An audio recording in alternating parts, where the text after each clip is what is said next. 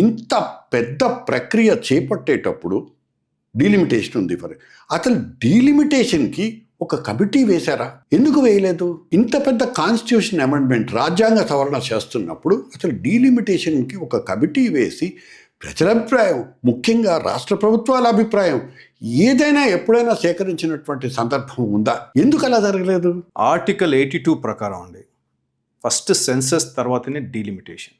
నేను ఆర్టికల్ 82 అంటున్నా అంటే అది కాన్స్టిట్యూషన్ ప్రకారం కదా. కాన్స్టిట్యూషన్ ప్రకారం సెన్సస్ అయిన తర్వాతనే మనకి ఇది డీలిమిటేషన్ రావాలి.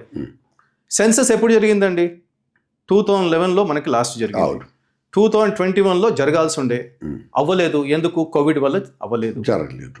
మరి కోవిడ్ వల్ల జరగనప్పుడు మళ్ళీ ఇప్పుడు 2031 వరకు కాకుండా మహిళలకు రిజర్వేషన్ ద్వారా ప్రజాక్షేత్రంలో సేవలు చేయడానికి అవకాశాలు, దేశాభివృద్ధిలో ఒక పాత్ర పోషించడానికి ఈ 2029 ఎలక్షన్స్ లో అవకాశాలు ఇవ్వాలని చెప్పేసి మహిళలకు, మన మహిళా శక్తికి 2027 నుంచి మనకి సంవత్సరమో 2 సంవత్సరాల్లో ప్రక్రియ ఉంటుంది. ఈ సెన్సస్, దాంతో పాటు డీలిమిటేషన్స్, తర్వాత క్షేత్రాల వారీగా తిరగాల, సేకరణ చేయాలి.